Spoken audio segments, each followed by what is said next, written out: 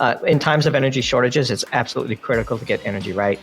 We are at a time of energy shortage, which to us says we're probably entering a period of stagflation. This episode is brought to you by Circle, the issuer of USDC, one of the most trusted stablecoins in the digital asset industry. You'll be hearing all about them later in the show. Doomberg, welcome to the show. Hey, great to be back. It's been quite the set of headlines since we last talked. Looking forward to getting caught up again. Certainly has, my friend, certainly has. I think you have been, it's pretty safe to say, more right than wrong, and definitely making some pretty bold claims the last time that we spoke that I think you've been pretty widely vindicated on. I'd love to, for listeners who might have missed the last episode, maybe we can just start with your overall framework, which I think is very important for folks to get, especially with the renewed interest on energy, kind of coinciding with this other trend of ESG and fossil fuels being bad. You have a great kind of overall philosophy, which is that energy is life. Can you just break that down, how that works for us? Yeah, sure. So when we analyze the macro picture, I think it's important to consider a really important question, and it's the following one. Is the world currently in a period of excess primary energy production? Or is it a period of shortages in primary energy? And when you view the world through that lens, and you discover that the world is in a period of shortage, energy becomes the dominant commodity because energy is life. And quite literally, the amount of primary energy we produce puts a ceiling on the level of GDP we can experience. And if primary energy production is shrinking, it follows that that GDP will shrink and economic recessions / depressions will follow. And for the better part of the last 15 years, the world has been in a period of relative energy abundance, thanks in no small part to the technological revolution in the US shale patch. All that came to a close with the lockdowns of COVID-19, where a convergence of three parameters laid bare the fact that we have transitioned from abundance to shortage. And those were the lack of investment in maintenance and new growth in traditional fossil fuels, driven largely by ESG pressures, and the defund campaign, which has been very effective. The recognition that many shale producers were burning cash and were funding production with unsustainable debt. And then the lockdowns associated with COVID-19 drove many of those producers over a cliff. They filed for bankruptcy, and the entities that emerged from bankruptcy with cleaner balance sheets have done so with a far greater focus on return of cash and cash flow over growth, which means we are not producing enough primary energy to run the world. And the world is going through severe hiccups as a consequence of it. So I'll stop there and go in any direction you'd like to go. Yeah, I'd obviously love to, very soon get into Europe and the entire situation that's going on over there. But for those who might be not as familiar with the energy market, let's call it the global energy market. Could you kind of break down what are the most important different markets that are important to understand? Maybe you segment it by US, European, and Asian markets. And then what are the most important commodities? I just want to give kind of a picture for folks that might not be as acquainted and deeply in the weeds with you are as energy. Just what are the most important dynamics for people to understand? So the first thing people have to understand is that there's an important distinction to be made between electricity and energy, and people get those things confused. Electricity is, of course, an important subset of our energy use, but it is actually a minor one. So if you are to sort of account for all of the energy that the globe uses, roughly in the Western world, at least 20% of our energy goes towards the production of electricity. And the balance of it, 80% of it, is used for heating and for production and manufacturing and transportation and all these, HVAC and all these critically important sectors.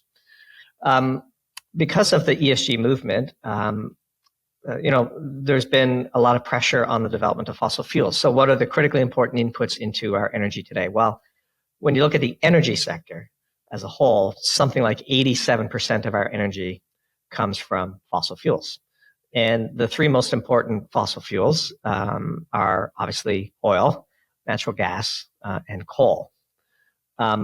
When you attack the supply of those three critical elements without a ready solution to replace them, that's where challenges begin. And so, if we have decided that we want to optimize our economy around CO2 emissions, there's sort of another parameter that we have to consider, which is sort of the standard of living that we're going to create for the populations. And ultimately, as an opening quote for one of our pieces that we used recently, something to the effect of there are no solutions, only trade-offs. And so we have entered a world where it is sort of considered gauche to invest in traditional fossil fuels. Even this week, Mike Bloomberg is out with a big charitable donation to try to stop the development of more than 100 petrochemical plants in the U.S. There's going to be an energy crisis as a consequence of this, and it's just undisputable. So if you look, it's undisputable. So if you look at coal, for example, we highlighted this in our Pro-Tier presentation just yesterday. The price of coal, corrected for its energy content, is more expensive than oil, which is the first example of this sort of market anomaly that we have ever seen. And what does that say? That says that there's a desperate shortage for primary power, and the up-value uses of oil like gasoline, diesel, plastics, asphalt, etc., are not going to be in significant demand, which to us says we're probably entering a period of stagflation. So in times of energy shortages, it's absolutely critical to get energy right.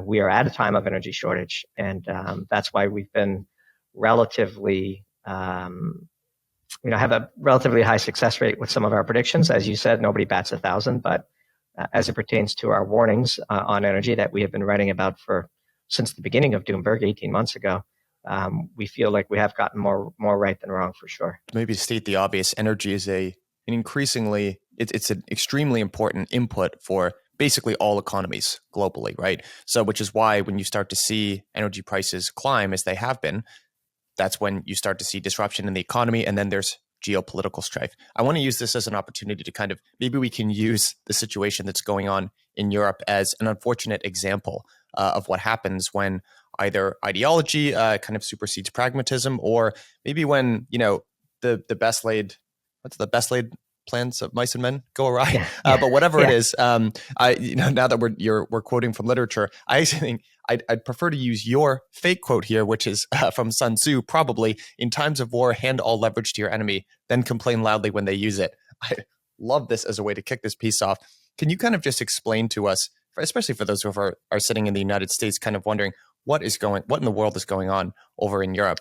Walk us through the energy situation over there and how that's leading to or contributing to or even being used as a weapon for geopolitical strife. In Europe, for a combination of reasons, they have decided to stop local production of fossil fuels.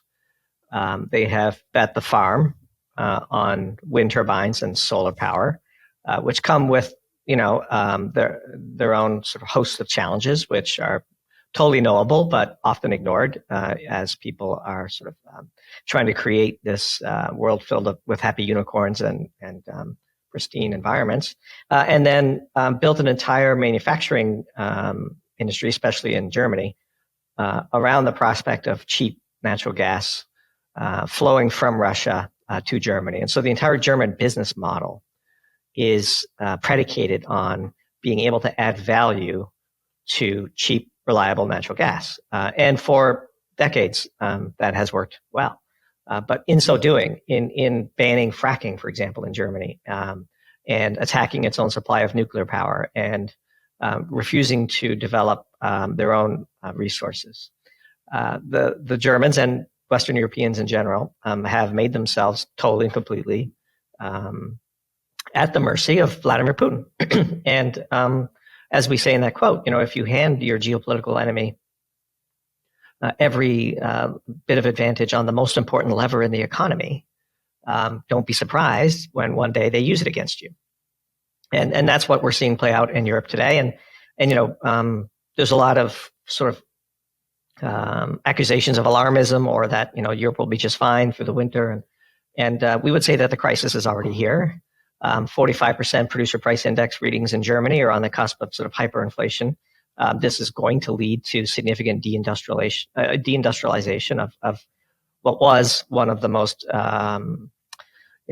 prolific and value-added economies in the world. It's hard to imagine how this doesn't cause serious second and third order impacts downstream. And winter hasn't even started yet, and so we shall see.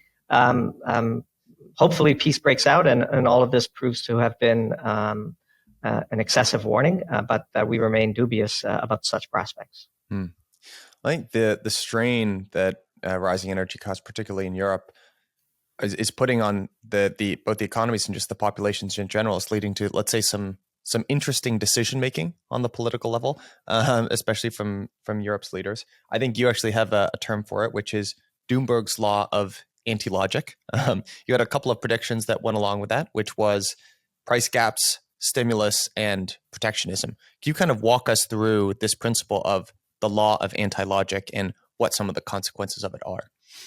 Yeah, so the Law of Antilogic was a bit of a cheeky, we like to have fun with our writing as well. It can't all be, seriousness and doom and gloom, although there's plenty of both to choose from when we consider what we're going to write about next. The Law of Antilogic states that the current slate of Western leaders can be counted upon to make the worst possible decision at every opportunity.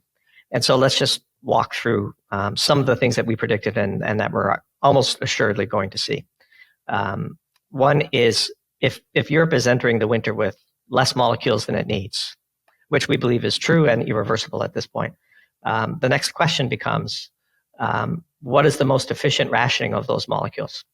And we predict that will not be allowed to happen. And so we are seeing an attempt at capping price, which of course impedes the development of new supply. And more importantly, we're seeing massive stimulus being handed out just in the UK this morning, which is causing the British pound to crash and their government debt to spike in yield. By the understandable desire to shield small business and residential consumers from the impacts of this energy crisis, they are going to create a situation in which the rationing is not efficient. In other words, the most important uses for those limited molecules are best discovered through market forces, but market forces can be brutal. And the median voter is the voter that politicians are listening to, and they will be desperate to be seen as having done something. And so the things they will do will be the wrong things that you should be doing, and the consequences will be a bad situation will be made worse. Just a quick point on protectionism. Norway is a major producer of electricity using hydro. There's a drought in Europe. They're entering the winter with very low water levels. They're a major exporter of electricity. If the Norwegians are forced to choose between rolling blackouts in their country or exporting less to their neighbors, you can guess what they're going to choose. And the Germans, having shut down or continuing to insist that they will shut down their remaining nuclear power plants, just like the Belgians have done today. They shut down a large nuclear power plant when it's perfectly fine and perfectly operable, and it's just sort of this self-impaled suicide cult at this point. Will the Norwegians or the Swedish be so interested in helping out the Belgians and the Germans at the dead of winter when they're forced to choose who doesn't get heat? We're going to see stresses within the European Union, the likes of which we haven't seen probably since sovereign debt crisis in the years after the global financial crisis. And we'll see, the history of the EU is they come out of such crises more unified than before, and that's certainly the consensus opinion.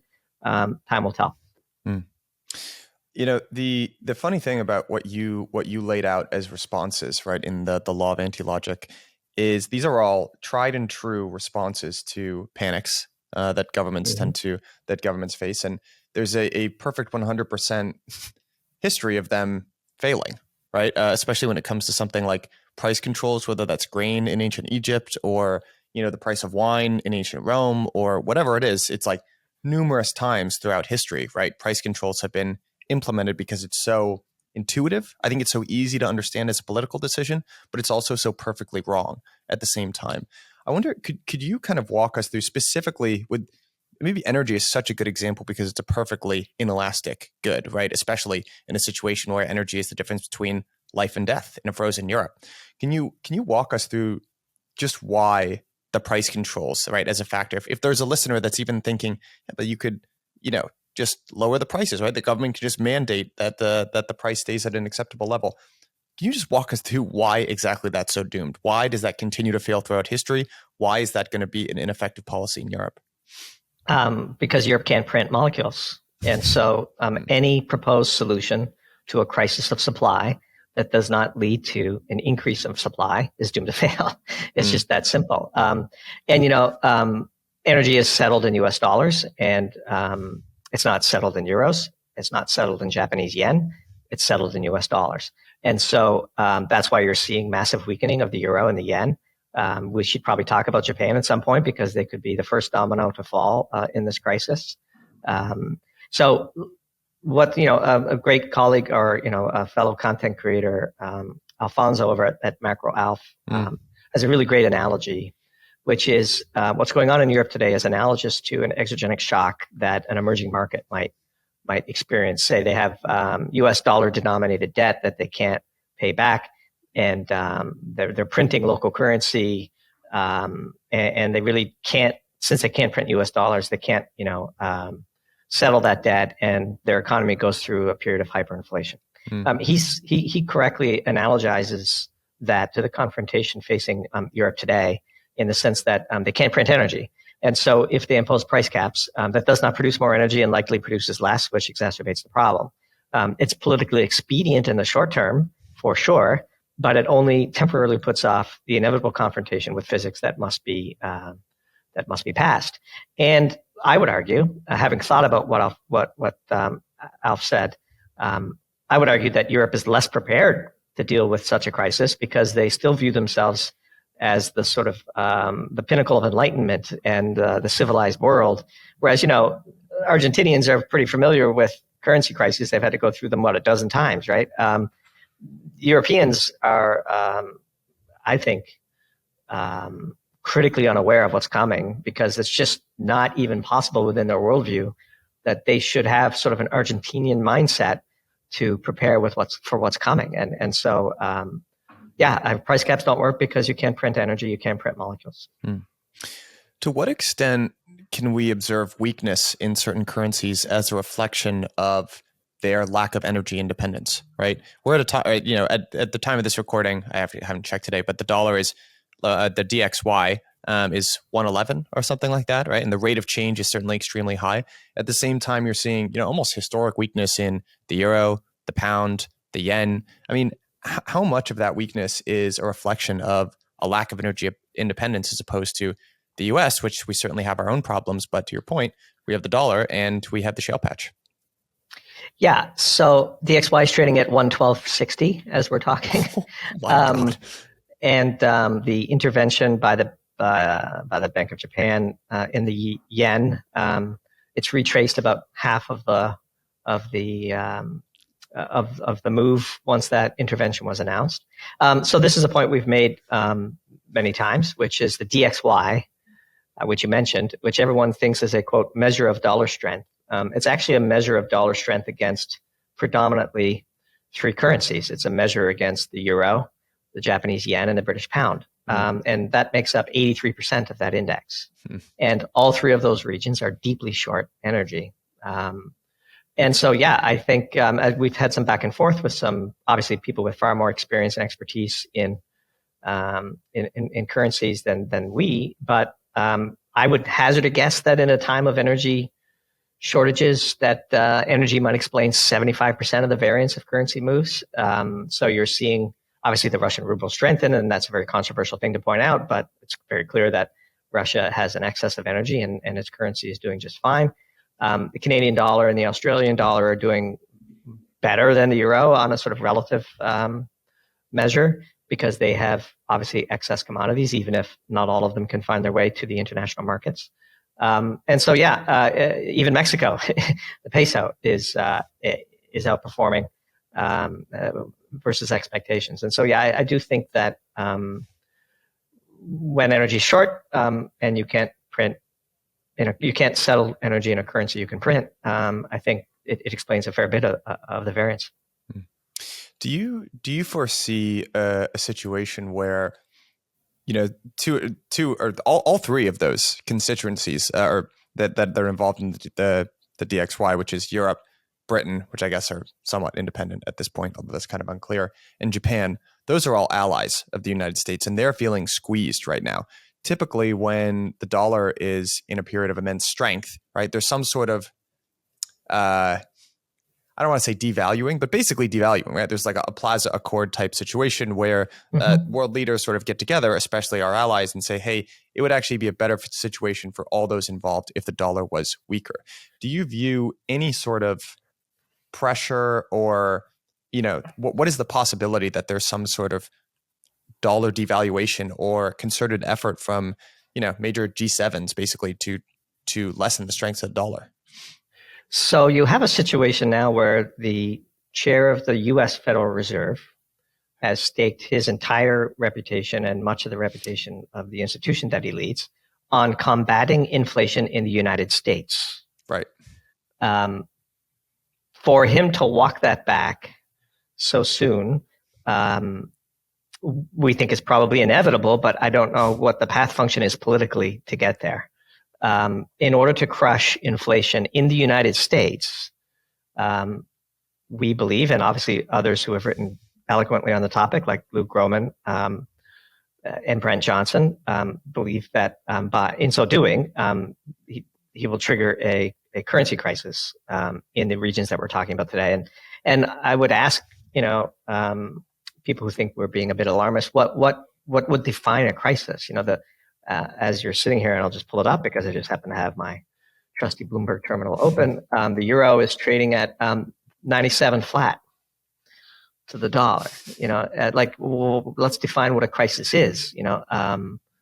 I think it's here, like as I said. And so now, what's happening and what will happen in Europe, and what we'll see play out in the coming weeks and months, is the energy crisis will that wave will go down to the second level effect of energy intense producers closing down, which then will go to the third wave of people that supply and need the materials. They supply goods and services to those industries and or require their services and their products to run their business. You're just going to see this snapping of a whip through the supply chains, and where the tip of that whip smashes the garage floor remains to be seen. But it is not a healthy outlook. Now, look, at times of maximum bearishness, and maybe we're a great contra, it's Doomberg. But we still see significant pain ahead. And as long as Jerome Powell is staking his political life on radically reducing inflation in the United States, it's hard to imagine how the sort of dollar wrecking ball, as it's been called, doesn't smash a few glasses on the way. I speak to a lot of companies in both crypto and traditional finance, and as it turns out, they share a common problem. They need a one-stop shop for treasury management and fast international payments around the globe. Circle's USDC is one of the most trusted and widely used stablecoins in the industry. At the time of this recording, USDC has 50 billion in circulation, 1.5 million users worldwide, and is settling more than $5 trillion. That's trillion with a T worth of value. USDC has quickly become one of the easiest ways to move your money around the globe.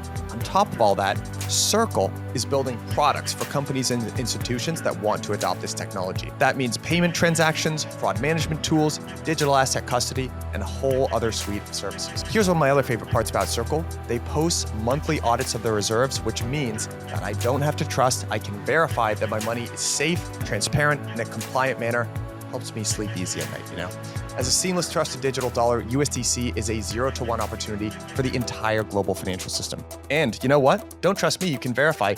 Check out their recently published Transparency Hub on the website. It's a great update to Circle's content in USDC, outlines everything from USDC weekly reserve reports, monthly attestations, and blog posts written by their exec team. Just go to circle.com/transparency to access it. Now, back to the show. Maybe just one final question on this, and then I actually want to move on to the situation over in China. Do you think, I understand, we've actually talked about it on the podcast as well, kind of this tension in between, for the Fed especially, managing, let's call it domestic monetary policy versus international monetary policy, right? And the responsibility that's owed to the rest of the world for being the issuer of the global reserve currency, and how those are in tensions, right? And that's the whole Triffin's dilemma sort of thing. Do you think, though, that I kind of feel that Jerome Powell, if from a political standpoint, him getting up on, from talking from Jackson Hole and doing his FOMC meetings and saying we're going to stamp out inflation and yada, yada. But I think on the back end, he might have some less visible alternatives, right? Like even just opening swap lines, right? Or buying Japanese or European bonds. I'm not sure. I wonder if it's possible for the Fed to talk very tough, right? In very easy, politically digestible language, but on the same time, offer some amount of subsidy basically to our allies. Do you see that as a possibility? I think I think the consensus belief is that Powell will hike and tighten until something breaks. So then the question becomes, what breaks and how fast will that happen? And one candidate worth watching, which we mentioned earlier, and is the subject, hopefully, of our next piece, tentatively titled "The Battle for the Yen," is in fact the Japanese yen. So something critically important happened on Thursday of this week, which I'm happy to summarize briefly for your audience who might not be as familiar. But on Thursday of this week, the Japanese yen, which has been weakening substantially all year, the Japanese yen punched through sort of a critical number of 145. And the higher that number is, the weaker the yen. So just to benchmark for seemed like forever, for decades, the yen traded between 110 and 120, let's say. And starting in March of this year, it's been on this incredible ramp from started the year at 110, and it was, as said, busted through that psychologically important barrier of 145. You can't have a currency of a developed economy depreciate like this without significant things breaking. And the Bank of Japan has decided that it is going to make a stand at 145. And when they first announced the news on Thursday, the yen moved significantly lower and bottomed out at 140 and change, let's say 140.50. Today, as we're talking, it's retraced half of that strength, and it is weakening again, and it is at 143.20 as we're talking. If they can hold the line at 145, then this will just be another episode in which investors bearish on Japan get steamrolled by the government once again. The trade has a nickname. It's called the Widowmaker trade. But at the same time, we now have a chart to watch and a number to look for a direct measure of the severity of the economic crisis. Because I do think if the BOJ gets steamrolled, that's going to uncork a whole very, very interesting set of consequences that we think might cause the Fed to pivot faster than Jerome Powell might like to. You were starting to get into it with what Alf was talking about, with Japan looking like it's going through, like an emerging market going through some sort of exogenous shock. Can you walk us through why is there so much pressure on the Japanese yen as a currency? What are the problems that they're facing from a domestic standpoint? Well, they have a whole series of problems that have been, widely understood, and people assumed would lead to the crisis that we might be seeing unfolding today for a very long time. They include massive debt levels. The debt to GDP in Japan is enormous, and terrible demographics. And so they have a shrinking population, basically there is no bond market in Japan anymore. The government buys and monetizes all the debt. Well, historically, that always leads to hyperinflation. It hasn't yet in Japan, although it's beginning to, with the currency weakening. The primary issue with the Japanese yen is they cannot settle energy in Japanese yen. And so, and the way this sort of rebounds back into the United States, of course, is Japan was until recently a major buyer of U.S. treasuries. And so, as you're seeing the Japanese yen weaken, you're also seeing the U.S. Yields skyrocketing, right? And so I'm just trying to pull up the 2-year as we talk, which is my good friend Tony Greer calls the bat signal. If you look at a 5-year chart of the U.S. 2-year yield, it's remarkable what has transpired. It was basically at zero for the post-COVID era till late 2021, and now it's just at as we're talking this morning, going vertical at 4.19%. And that's going to draw massive amounts of liquidity into the U.S. away from countries like Japan.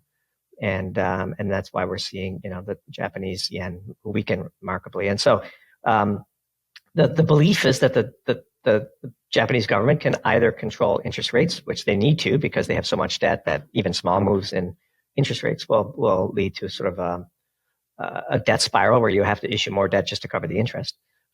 Or they can strengthen the currency, and they can't do both. And so they clearly have decided to manage yields at the expense of the currency. But now this week, they're trying to sort of, when you squeeze a balloon, the amount of air in it just moves. And so, they're going to have to deal with the bulge of a weakening currency. And I don't know what the solution is, especially if Jerome Powell is insisting upon breaking the back of inflation in the United States. Walk us through, do you have any thoughts on the Chinese situation writ large? Because, from my understanding, they're a large importer of energy as well. They also are, they are somewhat politically tied to Russia. Maybe they're uneasy enemies is the way that it could be best described. At the very least, I'm sure they're watching the situation in Ukraine very closely. Obviously, no secret, right, that they reunification with Taiwan has certainly been on their docket for a long period of time. What is your take on the whole Chinese situation? Yeah. So before I dive into that, I just want to make very clear that we believe that China is really a black hole for most Western analysts, and we would be among those that find it difficult to understand what's going on in China. I'm glad you said that. I'm glad you said that because I also, have caveated that on this show before, that I feel like I'm getting a lot of information from Western people, who you miss enormous things. So I appreciate you saying that caveat. Thank you. Yeah, and we could, but I'm happy to speculate. But I will instead of sort of speculating, I'll at least outline what we think are four major unknowables that we should be on the lookout for, and that at least when you can identify what shifts you need to see in order to understand what the next move is going to be, then at least you know what to look for. So the first major unknowable is, when will zero COVID policies end? And they eventually have to. We find their zero COVID policies to be literally insane. There must be a reason that they're doing this. We don't know what that reason is, but by inducing lockdowns in at massive scale, they are certainly toggling back significant demand for energy and oil in particular. And so some of the weakness that we're seeing in the oil market can be attributed to this crazy zero COVID policy that Xi has been implementing. I have by the way, just on that note, not that I also have any special insight here, but I actually have spoken to, just by luck, actually, a couple Chinese nationals recently, and I asked the same question. Exactly what is up with these zero COVID policies? It doesn't seem to make an enormous amount of sense. And the consensus that I heard was it's basically a campaign promise. Right, the CCP right has the dubious responsibility, right, of there's no peaceful transition of power. Right, when they make campaign promises, they're always trying to think about, like, how can I deliver more? How can I make these kind of constant, ongoing campaign promises? And that they kind of hung their hat, from what I understand, domestically on China handling the COVID situation better than the West. So then it becomes very politically important that the strategy that they outlined at the outset was the right one. Yeah, but they could just make up the case numbers. And they could reorient the propaganda machine pretty simply, which brings us to the second point, which you sort of began to allude to, which is the second major unknowable is Xi's gambit at the upcoming 20th National Congress of the Chinese Communist Party, and his angling to be essentially what we call appointed dictator for life. And it looks like he's going to achieve that. And maybe those two are related, that once he, cements his position on the throne, the propaganda machine will be reoriented around celebrating a great COVID victory and ignoring any cases that come up, or calling them the flu, or pick your favorite, propaganda tool. Because they could totally do that. I mean, like they make massive disasters just disappear from the news. That's no big deal. The third is the property and drought crises that are ongoing in China. These are, again, very difficult for Western analysts to understand the flows you might get half of the news and position yourself one way, only to be steamrolled by a bigger flow going the other direction. So, for example, will the property crisis radically reduce demand for copper and other, cement and other sort of primary energy intense materials? And then the drought, of course, limits their ability to produce energy. So that's a flow in a different direction. Hydro is significantly impacted, and the ability to get coal around the country can be a challenge if they don't have enough rail and so on. And then the last one, which you alluded to earlier, and is sort of the mother of all black swans, is what is their intent and timing over Taiwan, right? And how much is bluster, and what threats are real. That this is, again, we incorrectly assumed that Putin wouldn't be so foolish to move into Ukraine. We were wrong, and he did. And so we hesitate to make any predictions about what the minds of people who are basically dictators, how they think about the world and who feeds them information and how much critical feedback are they getting. We suspect precious little. So who knows what Xi is telling himself about the military capabilities of China and the need to move on Taiwan. Do you have a let's call it a secular thesis on the price of energy, and maybe just a related outcome there, which is just inflation over the course of the next, let's say, 5 to 10 years? I mean, certainly you've outlined the case very clearly for an underinvestment in energy. For you, does that mean sustained higher energy prices over the next, say, 5 to 10 years? And if we do wind up with that situation, is inflation a necessary outcome? So this is the big question, right? And we once posted a chart that compared the price of oil during the financial crisis and the NASDAQ. And Javier Blas, who's a great energy columnist at Bloomberg, is out just as we're talking. A tweet went through my screen, basically comparing the price of oil today to the price of oil back then. When the price spikes in energy, which peaked, just months before the global financial crisis, in what we would call an interesting coincidence, at least. There's the boomerang effect of crushing demand, and since energy is so inelastic, as you mentioned earlier, the drop in demand overwhelms the sort of supply shortages, and suddenly you are now in a situation where you have excess relative to the demand. And so I would say, in fact, I'm going to retweet it right now, and maybe if this is published soon enough, it's literally following trace for trace the exact same price movements coming out of the global financial crisis. Now, I would say in 2009 and 2010 and 2011, we began to see the beginning of the shale revolution, and I don't see the cavalry of new energy production coming that will allow that to continue. And so I suspect it's going to be stagflation, which is shrinking economy, while still for much of the world they're going to be dealing with significant inflationary pressures. Now, since the economy is a chaotic system and sensitively dependent on initial conditions, maybe a butterfly that flaps its wings is the Japanese lose control of their currency, and that causes second and third order effects in the U.S. and we see economic destruction here. And Jerome Powell can claim that he beat back the beast of inflation. Hard to imagine that the combination of either significant inflation and or an economic depression doesn't cover most of the potential outcomes here.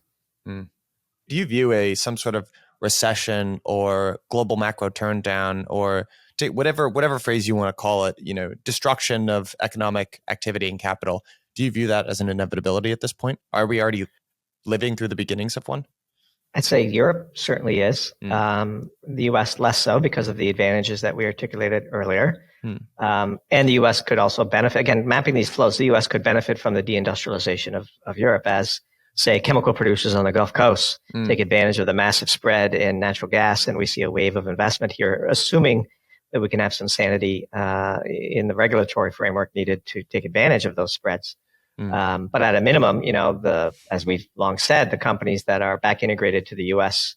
energy complex but can price their product globally are going to be printing cash for the next several years until Europe gets serious about producing its own energy. Even if they successfully develop the infrastructure to import enough LNG to wean themselves off of Putin, they're just developing new dependencies. And while the U.S. and the EU might have great relationships today, that doesn't mean that it'll always be that way. and in fact, we might be seeing a rightward tilt in European politics that we've been warning about.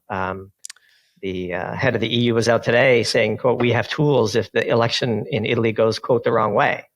This unelected bureaucrat basically pre-nullifying a democratic election in Italy is unlikely to go over well in Italy.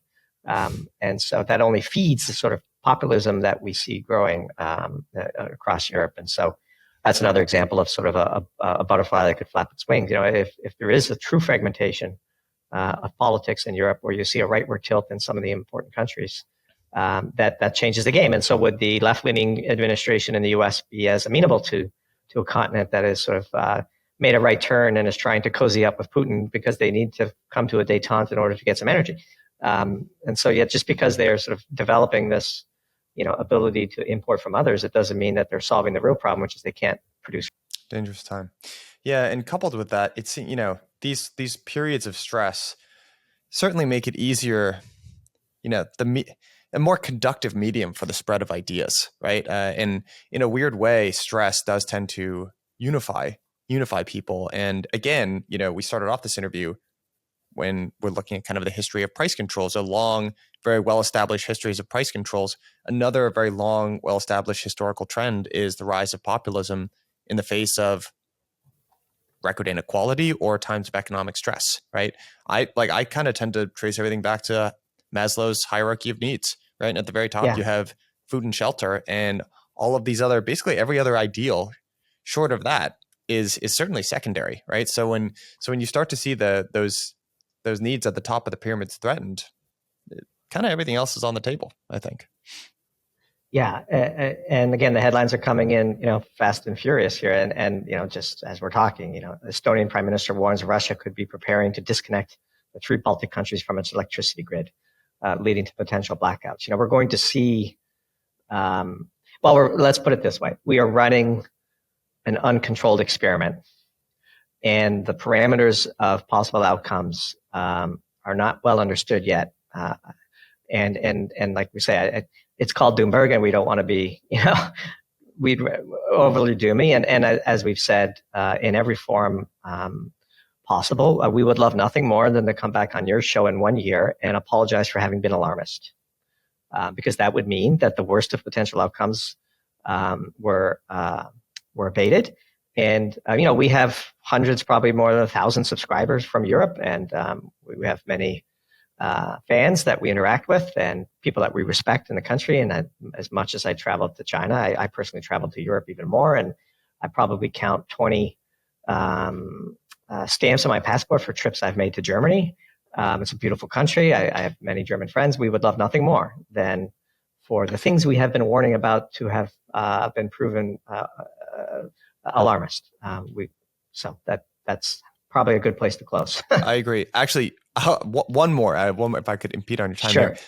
If you had to steelman the argument for why it might not be as doom and gloom as it seems, and to give you context here, because I've started to really feel myself ingesting a lot of kind of doomy content, and I was looking for, I wanted to go. The last time I remember feeling like this was March of 2020, and I went back and I listened to a bunch of the material that I was consuming around that period of time, and I'll be honest, a lot of it was probably not directionally correct. You had people at the very bottom kind of screaming for liquidity does not equal solvency, all of these arguments for why it was going to get an enormous, way, way, way worse from where we were. And at least for the 2 years hence, right, it is not played out the way that it was kind of being predicted. I'm not saying that that's what's going to happen this time, but I think it's good to allow for the idea that maybe we could be wrong about this, and maybe it could not be as bad as we think. I know that's not necessarily your opinion, but if you had to steelman the argument for why this could be, other than what we're talking about, I think peace breaking out in Europe would solve a lot of these problems. And I'm old enough to remember when hoping that peace would break out was sort of a left-leaning opinion, as opposed to today. This sort of assumption that if you would like peace in Europe, that somehow you're pro-Putin or right-wing and so on. So peace either breaking out through a durable negotiated settlement or less likely and more risky, a total victory on the part of the Ukrainians, and Putin gets toppled, and Lord knows what happens after that event horizon. But a durable peace breaking out in Europe would be a game changer, and would cause most of our assumptions about what to expect in the coming months to be revisited. Yeah. All right. Well said. Doomberg, you produce an enormous amount of extremely high quality information. We gave you these props. I mean, you last time you came on the show, we were certainly talking about some of the same themes. I think you've been vindicated across many of those themes. If folks want to find out more about you, follow you, subscribe to the work that you do, what is the best way for them to do that? Yeah, thanks for the opportunity, Michael. We are 100% subscriber supported. We take no ads and accept no sponsorships. Nothing wrong with those business models, but we pride ourselves on having 100% editorial freedom. We write at doomberg.substack.com. We have a really amazing set of subscribers, and we write 6 to 8 times per month. We're very comfortable with that cadence. And then we also are very active on Twitter. I'm at Doomberg T, as in Twitter. Somebody is squatting on the Doomberg name, but that's fine. And so we have many imposters on Twitter. Be sure to check and see the follower count before deciding to follow the real Doomberg T. And those are the 2 main outlets for our work. And I really appreciated the opportunity. Every time you and I chat, it's really fantastic experience. And so, yeah, I appreciate coming back and looking forward to doing it again sometime. Same, my friend. Same. All right. Cheers. We'll do it again soon. Yeah. Bye.